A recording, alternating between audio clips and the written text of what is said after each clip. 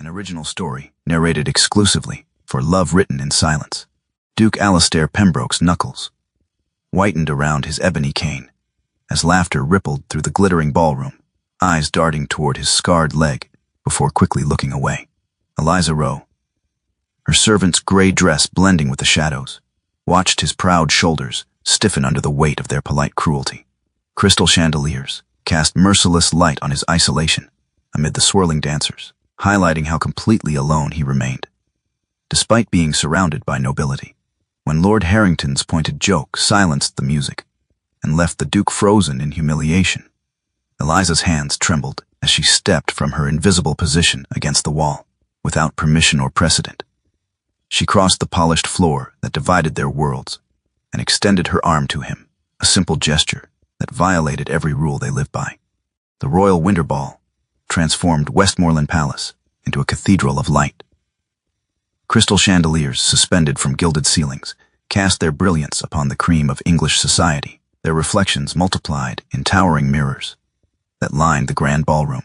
Ladies in silk and gentlemen in formal black created living constellations as they moved across the polished floor, while musicians played from the gallery above, their notes floating down like invisible petals.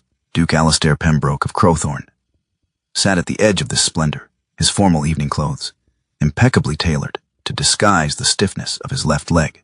At 32, he retained the handsome features that had once made him the pride of society gatherings. Strong jaw, observant gray eyes, and dark hair, now touched with premature silver at the temples. But war had changed him, leaving him with a pronounced limp and a silver-headed cane that now rested against his chair. "Your Grace," Lady Hemphill curtsied before him, her smile practiced. "How delightful to see you attending again this season, Lady Hemphill." Alastair inclined his head. "The pleasure is mine." "Will you not join the quadrille? It's hardly strenuous." "Perhaps later," he replied, the lie smooth from repetition. She nodded and retreated, her expression a perfect mask of courtesy that didn't quite hide the relief in her eyes. Alastair had learned to recognize the particular quality of that relief, the satisfaction of duty fulfilled without actual inconvenience. From her position along the wall, Eliza Rowe watched this exchange with practiced invisibility.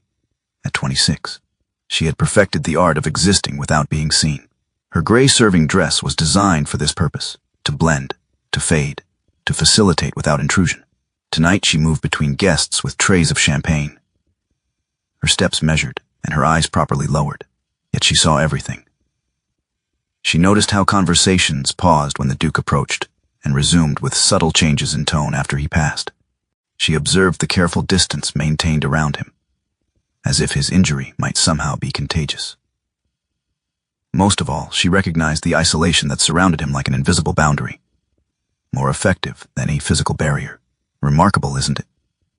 Lord Damien Harrington murmured to Viscount Blackwood as Eliza passed with her tray.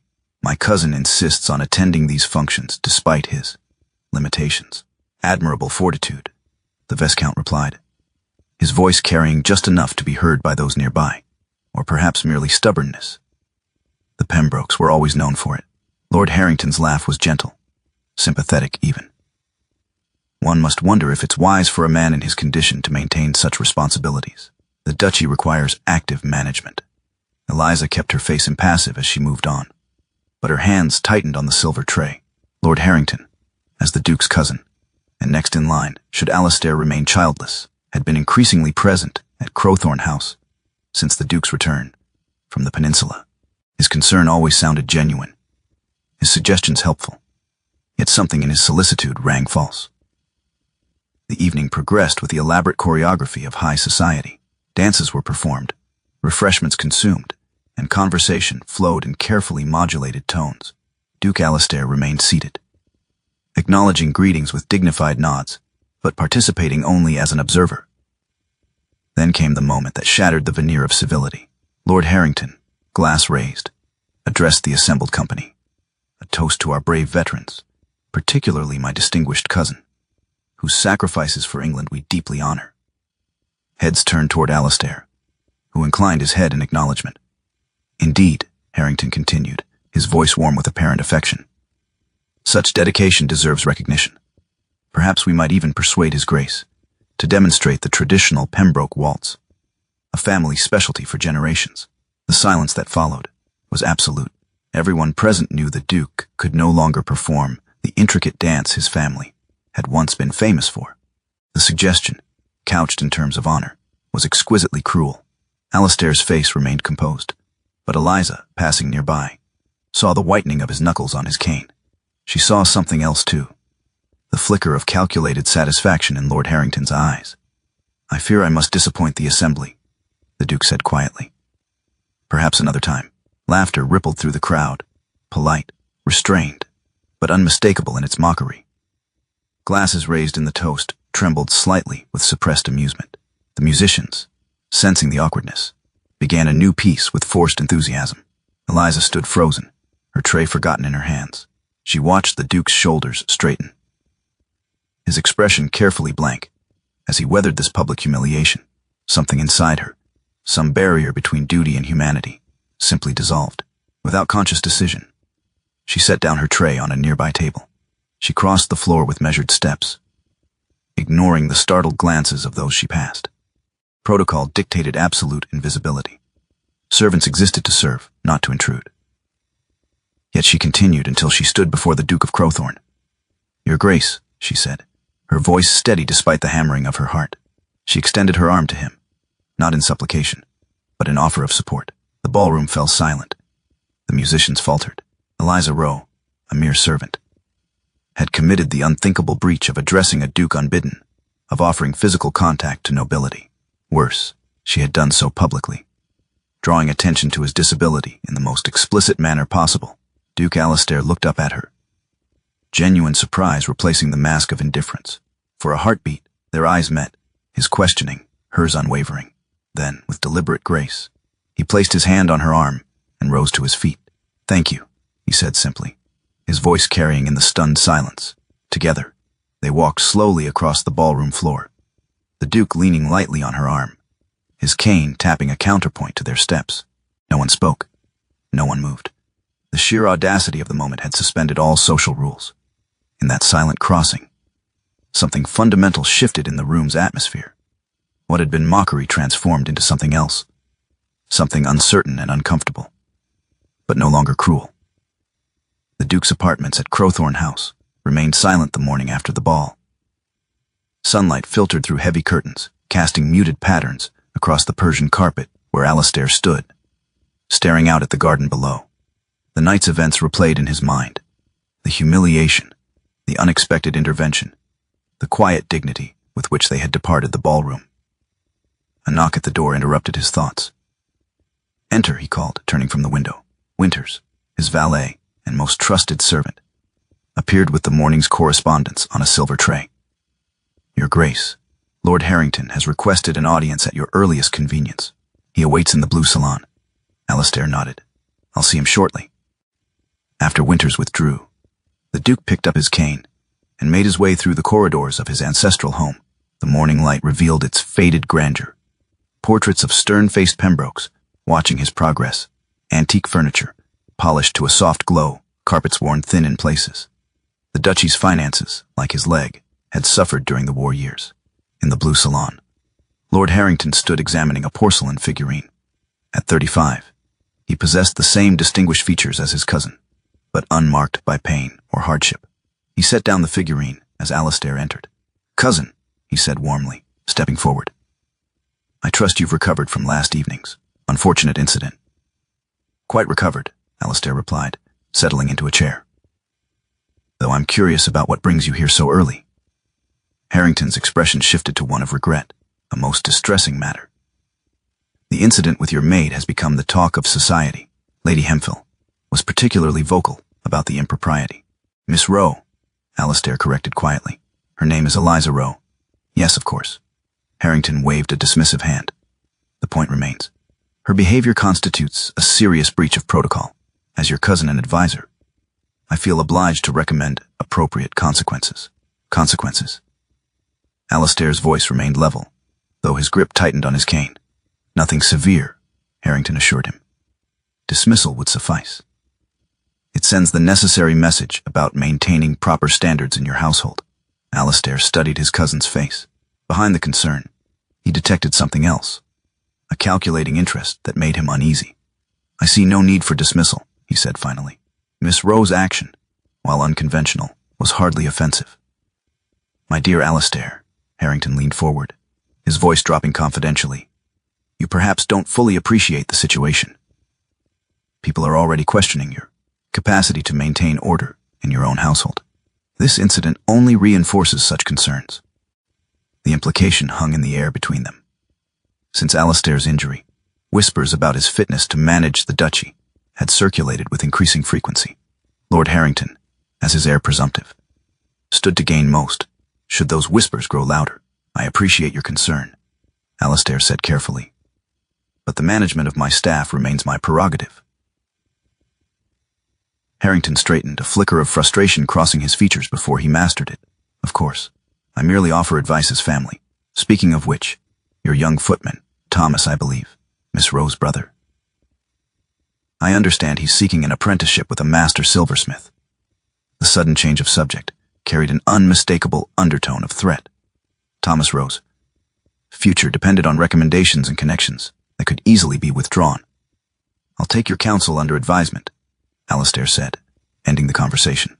After Harrington departed, Alastair summoned Mrs. Winters, his housekeeper.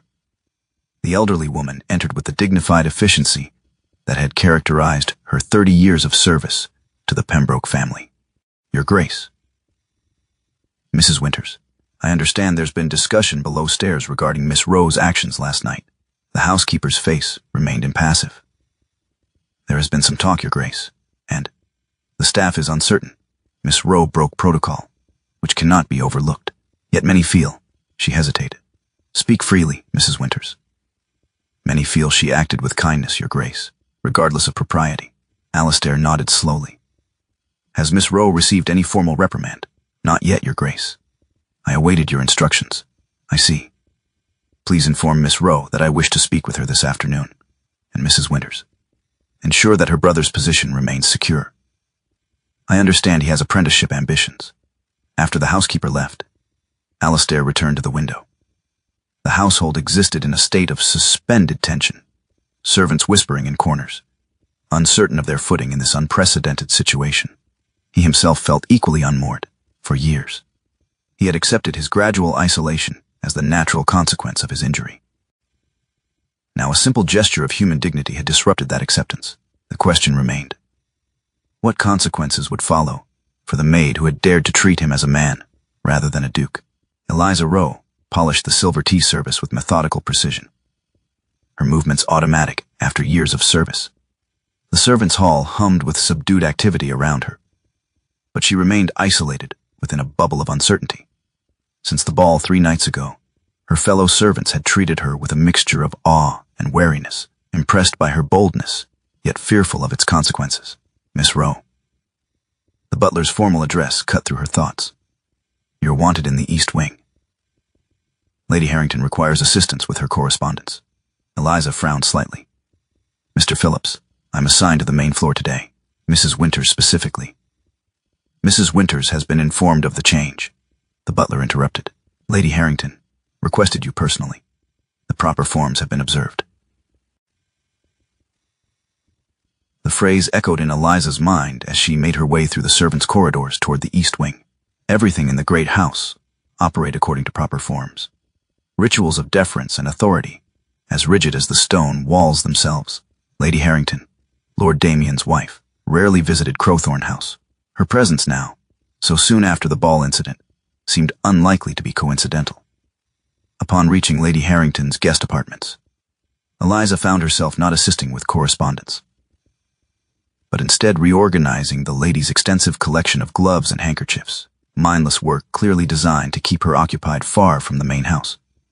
Miss Rowe. Mrs. Winters appeared in the doorway shortly before noon, her expression unreadable. "You're needed in the Duke's study immediately. His Grace has requested your presence." "But Lady Harrington specifically said," Eliza began. "His Grace's request takes precedence," the housekeeper stated firmly. "The proper forms have been observed." There it was again, that same phrase.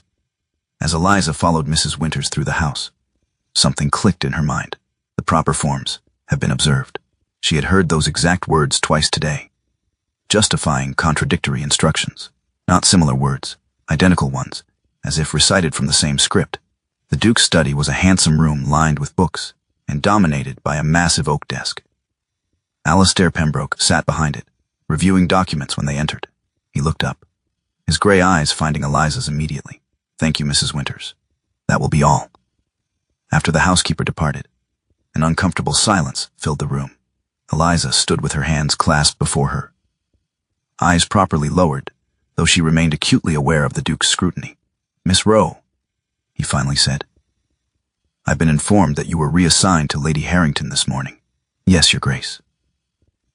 "Strange, as I specifically requested your assistance cataloging books in the library today." Eliza's head lifted slightly in surprise. "I received no such instruction, Your Grace." "Precisely." The Duke's fingers drummed once on the desktop. "Just as I received no notification that Lady Harrington had requisitioned your services.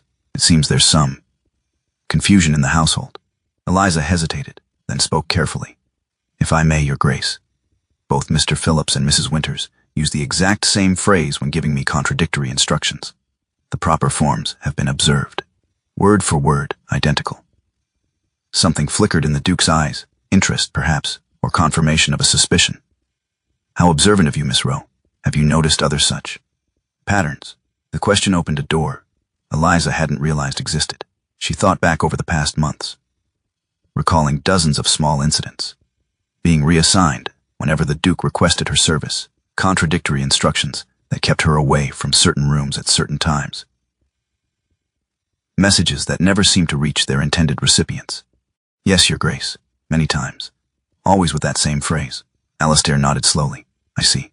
And these patterns, when did they begin?" "After your return from the peninsula, Your Grace. They became more frequent after Lord Harrington began visiting regularly." The Duke's expression remained controlled, but Eliza saw his hand tighten around his pen. "Thank you for your candor, Miss Rowe. You may return to your regular duties in the main house, not with Lady Harrington." Later that afternoon, Eliza found herself summoned to the housekeeper's private sitting room. Mrs. Winters sat stiffly in her chair, her normally composed face troubled. "Sit down, child," she said, gesturing to the chair opposite. When Eliza was seated, the older woman sighed heavily. "You've placed yourself in a difficult position by speaking to the Duke, by noticing what you weren't meant to notice." Mrs. Winters poured tea for them both, her movements precise despite her evident distress. "The phrase you mentioned to His Grace, the proper forms have been observed. It has a history in this house." "What kind of history?" The housekeeper's voice dropped lower. "It was used during the old Duke's final illness, when certain family members wished to limit access to him. A way of ensuring that those deemed unsuitable never reached his presence, while maintaining the appearance of proper protocol." Understanding dawned slowly. "And now it's being used to isolate the current Duke." Mrs. Winters nodded once, sharply. "You weren't supposed to recognize the pattern. Few servants remain from those days. I had hoped." She trailed off, then straightened. "What's done is done. But be careful, Miss Rowe. Lord Harrington has considerable influence, and your position here, your brother's future, depends on discretion." That evening, as Eliza prepared linens in the still room, she made her decision. Whatever conspiracy of silence existed in Crowthorne House, she had inadvertently challenged it, to protect herself, and more importantly, to protect Thomas's apprenticeship opportunities. She would need to step back. The Duke's battles were his own. She had been presumptuous to involve herself. Yet even as she resolved to maintain proper distance, she couldn't forget that the look in Alastair Pembroke's eyes when she had offered her arm, surprise, giving way to something that looked remarkably like hope. A week passed in careful avoidance. Eliza performed her duties with quiet efficiency, taking care to remain invisible, especially to the Duke. When their paths crossed in corridors or rooms, she kept her eyes lowered and her movements unobtrusive. The pattern that had been revealed to her now seemed painfully obvious. A systematic isolation disguised as protocol. For his part, Alastair noticed her deliberate withdrawal. He found himself watching for her in room she once maintained, only to discover she had been reassigned to distant parts of the house. Despite his explicit instructions that she return to her regular duties, the household machinery had somehow adjusted to keep her away. On the rare occasions when they did encounter each other, he observed the careful way she avoided his gaze, the deliberate distance she maintained. He understood her caution. Her position and her brother's future hung in a precarious balance. Yet he felt its loss more keenly than expected. One evening, seeking refuge from the constant supervision that surrounded him in the main house, Alistair made his way to the old music room in the west wing, long unused since his mother's death. It remained furnished but neglected, covered in dustcloths and memories. He was surprised to find a single lamp burning inside, its light revealing Eliza Rowe carefully dusting the covered piano. She startled at his entrance, nearly dropping her cloth. "Your Grace, I apologize. I was told this room required attention before tomorrow's." "No need for apologies, Miss Rowe," he interrupted gently. "I merely sought some quiet." An uncomfortable silence fell between them. Alistair moved to the window, looking out at the darkened gardens, while Eliza resumed her work with evident discomfort. "You've been avoiding me," he said finally, still facing the window. Eliza's hands stilled on the piano cover. "It seemed prudent, Your Grace. Because of Lord Harrington's influence, or Mrs. Winter's warning." She looked up sharply. "You know about that?" "I know my household better than some might think." He turned to face her, though apparently not as well as I should. Something in his tone, a mixture of resignation and determination, made Eliza set aside her dusting cloth and face him directly. "Your Grace, I've overstepped repeatedly. My position doesn't allow for such familiarity." "And yet," Alistair said quietly, "you're the only person in this house who has spoken to me with complete honesty in months." The admission hung between them, weighted with implications neither could fully address. Eliza thought of the orchestrated isolation she had glimpsed, the careful manipulation of a man already wounded by war and circumstance. "Sometimes honesty is a luxury, Your Grace, or a necessity long denied." Alistair moved to the piano and lifted the dustcloth, revealing polished wood beneath. "I've been thinking about silence, Miss Rowe, about how we use it and how it uses us." His fingers brushed the keys without pressing them. "After my injury, silence seemed protective, a way to maintain dignity when pity threatened to drown me. I thought if I accepted my isolation gracefully enough, it would somehow transform into respect." Eliza watched his face in the lamplight, seeing not the Duke but the man, wounded not just in body but in spirit, fighting a battle on terms, designed to ensure his defeat. "And now," she asked softly, "now I wonder if silence protects the wrong people." His gaze met hers directly. "If by saying nothing, I've allowed others to speak for me." The room felt suddenly too intimate, the conversation too personal for their respective positions. Eliza took a step back, resuming the proper distance between servant and master. "Your Grace, I should return to my duties." "Of course." He replaced the dust cloth over the piano. "But before you go, the night of the ball, why did you do it? Offer your arm when you knew the consequences." The question caught her off guard. She had asked herself the same thing countless times since that night, examining her motives from every angle. "Because," she said finally. In that moment, it seemed the only decent thing to do. Alistair studied her face, finding no artifice there, no calculation or desire for advantage, only the simple truth of human dignity recognized and honored. "Decency," he repeated softly. "A rare commodity, it seems." As Eliza turned to leave, he added, "Whatever happens, Miss Rowe, know that I saw what you did, and I won't forget it." She paused at the door. "Nor will Lord Harrington, Your Grace. Please be careful." After she departed, Alistair remained in the music room, contemplating the dust-covered instruments and the fading echoes of their conversation. For years, he had believed that dignity required stoic acceptance of his circumstances. Now he wondered if true dignity might instead demand something else entirely. Not silence, but clear speech. Not isolation, but deliberate connection. The realization settled in him with quiet certainty. The battle for his household, and perhaps for his future, would not be won through dignified suffering, but through the harder, riskier work of speaking truth without ceremony. 3 days later, a message arrived for Eliza, not through the usual channels of household communication, but delivered directly by the Duke's valet. The folded paper contained a simple request: her presence in the music room at 4 o'clock. No explanation, no formalities. She hesitated, knowing that to accept such a summons was to invite further complications. Yet the memory of their last conversation, its honesty, its unexpected intimacy, drew her despite her reservations. The music room appeared transformed when she arrived. Dust cloths had been removed, revealing elegant furnishings long hidden.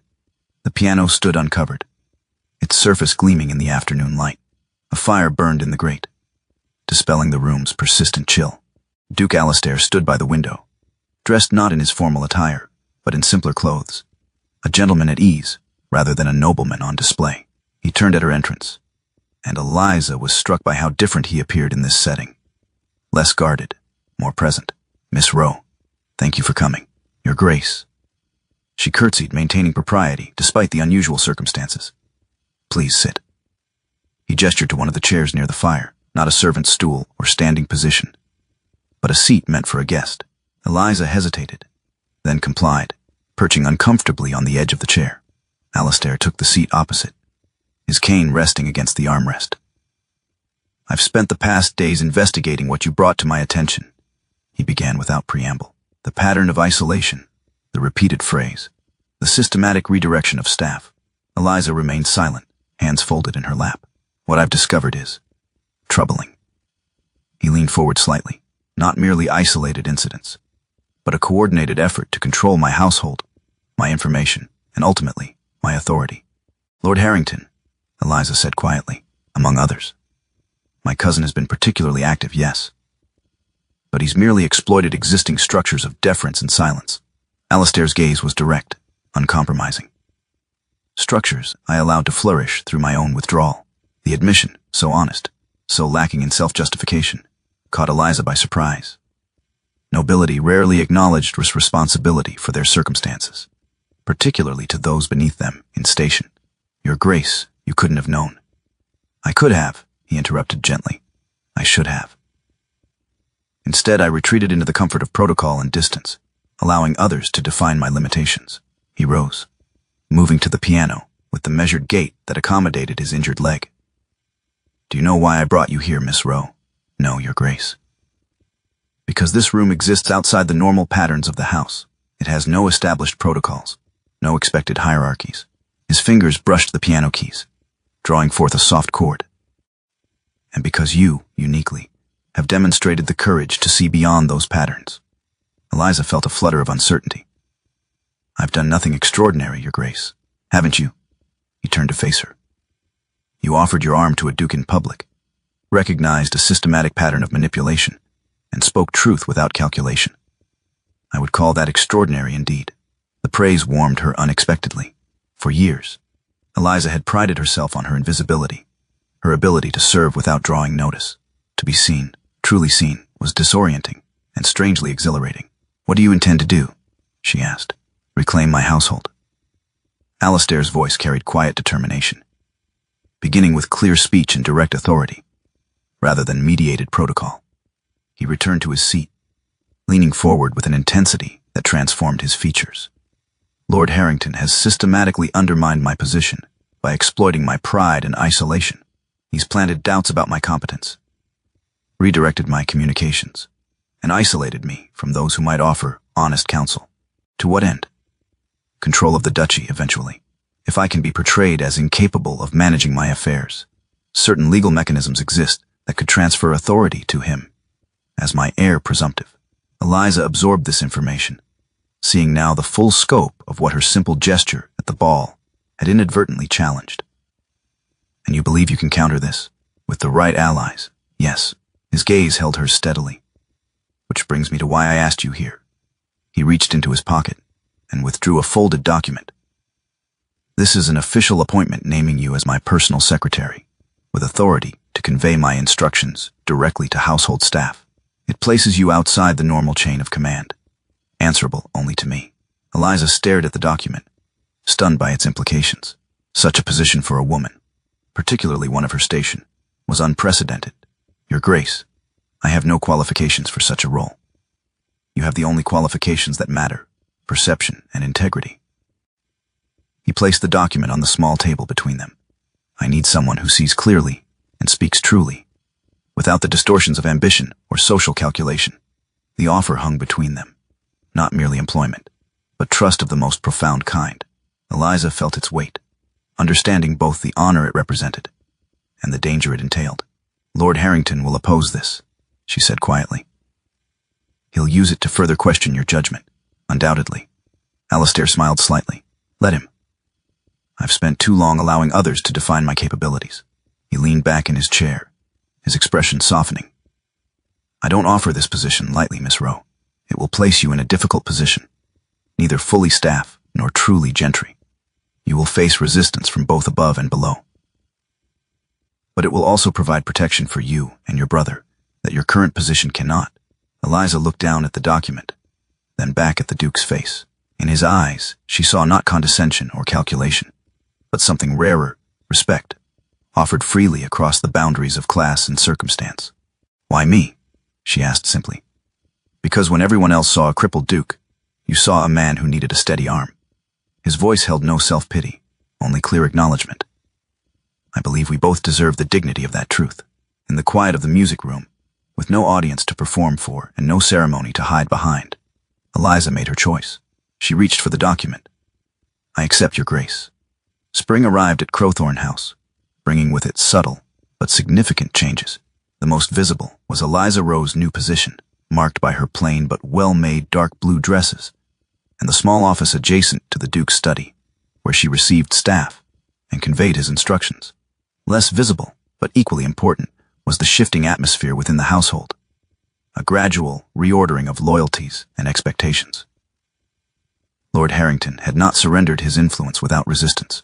His initial reaction to Eliza's appointment had been predictably scornful, followed by attempts to undermine her authority through appeals to tradition and propriety. When these failed, he had withdrawn to his own estate, his visits to Crowthorne becoming less frequent but more calculated. For Alistair, the changes manifested in small but meaningful ways. Information reached him directly now, unfiltered by layers of well-meaning or manipulative interpretation. Staff who had once avoided his presence now engaged with him more naturally.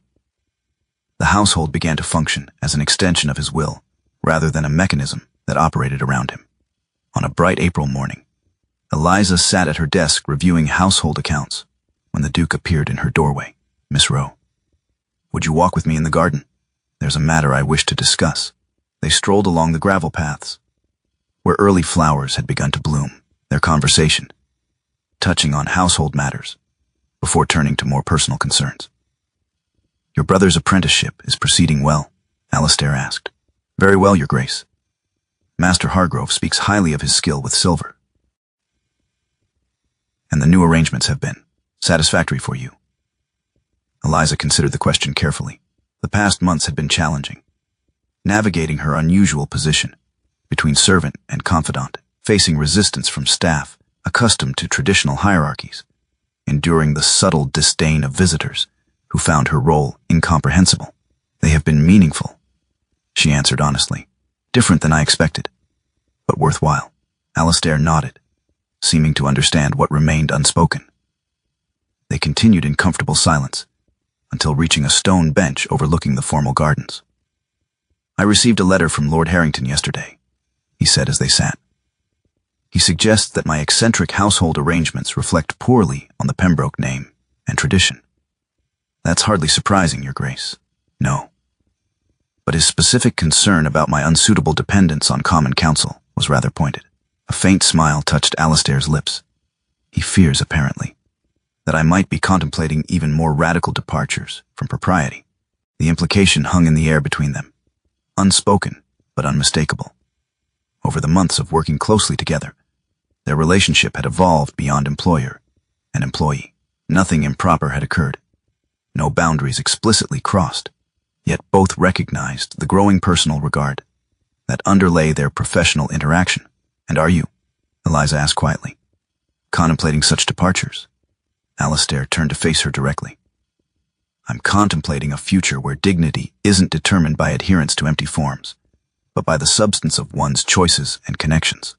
His hand had rested on the bench between them, not reaching for hers, but positioned in a way that acknowledged the possibility. The world will always have its Lord Harringtons, he continued, using propriety as a weapon to maintain their advantage. What matters is whether we grant them the authority to define our worth. Eliza studied his face, the lines of hardship and humor, the quiet strength that had emerged as he reclaimed his household and himself. And if we don't, she asked, then we create our own measures of what constitutes a life properly lived. His voice softened. I once believed dignity required isolation. You showed me it can also be found in connection, in offering and accepting help, in speaking truth without ceremony. The garden around them was coming alive with spring's renewal, buds opening, birds returning, the world reawakening after winter's constraints. Eliza felt a similar awakening within herself, a recognition that the boundaries she had accepted as immutable might instead be negotiable. Whatever comes next, Alastair said, I want you to know that you have a permanent place here. In whatever capacity you choose, your position is secure, as is your brother's future. The assurance, offered without conditions or expectations, was perhaps the most profound gift he could have given her. The freedom to choose based on inclination rather than necessity. 2 days later, as dawn broke over Crowthorne House, Eliza completed her morning tasks and headed toward the servants' entrance to collect fresh flowers for the Duke's study. As she reached for the door, it opened from the outside, revealing Alastair returning from an early ride. They stood facing each other in the liminal space between inside and outside, between the formal and informal realms of the house. No servants witnessed this unexpected meeting. No social observers monitored their interaction. Without words, Alastair extended his hand to her, not in need of support, but in simple human connection. Eliza hesitated only briefly before placing her fingers in his.